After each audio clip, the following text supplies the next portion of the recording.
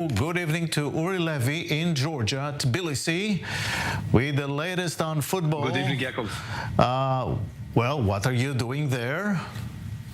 Yes, I'm actually arrived here to cover the journey of the Israeli under-21 national team here in the Euros, the 2023 under-21 Euros.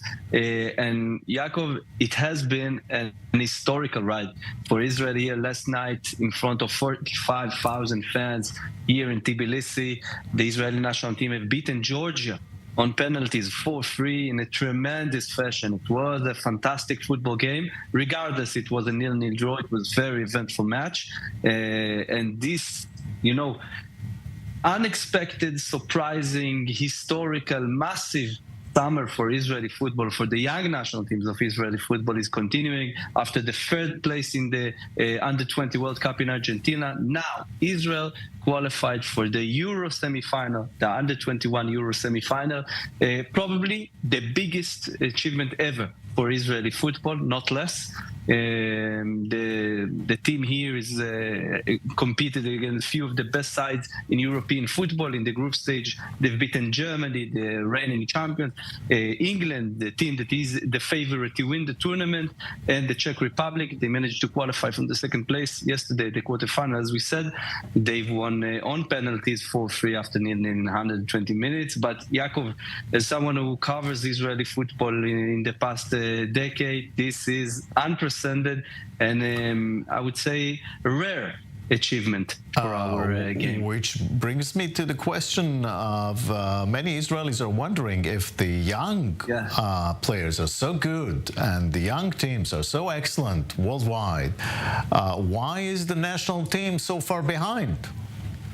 Yeah, it's a great question, Yaakov, because I think this generation, the generation of players born in 2003 and 2004, as yesterday I spoke to the coach, Eilon, about what's so special about these kids. How come these national teams of these ages are doing such remarkable things and playing in such a different fashion from what we are used to in Israeli football? Like you just said, we used to be the team that loses in the 19th minute, they never qualify for a big tournament, that we can even dream to win a match on penalties, a knockout match on penalties, or even just qualifying for a European championship. So he said, these kids are special. They have a different type of courage, and it's actually right. They are playing with a different attitude. No, they are not downgrading themselves because they are, by their own luck, were born in Israel and not in England or France or Germany. They are playing with confidence. They are playing with no fear, with an open heart. Great football, I must say. Here in the tournament, they are attracting a lot of compliments, a lot of interest. A few members of the squad are already being contacted by agents, and their representatives are receiving offers from Europe.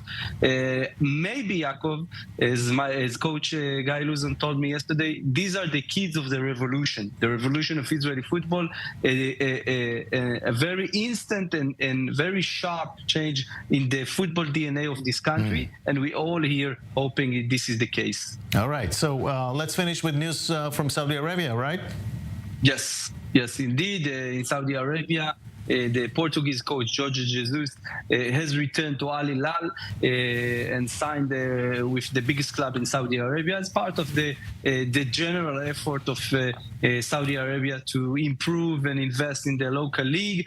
Jesus was already coaching Al Hilal in 2018, and his return to the team is usually a good sign for the fans, but it's more interesting at the macro level because Saudi Arabia contracted the high-profile coaches such as Jose Mourinho and Carlo Ancelotti and all the big names of European football, who predominantly all refused to the offers to come and coach Al Hilal and other significant clubs. Jesus is the only big name or significant name that agreed to return to Saudi Arabia. Still, the project to improve Saudi football is still on the first phase, as we covered here on Middle East Now multiple times. But his return to Saudi Arabia may hint on the return of other big names, mainly Brazilian and Portuguese players. So we will definitely follow it to see how the European presence in Saudi football is growing in the coming weeks.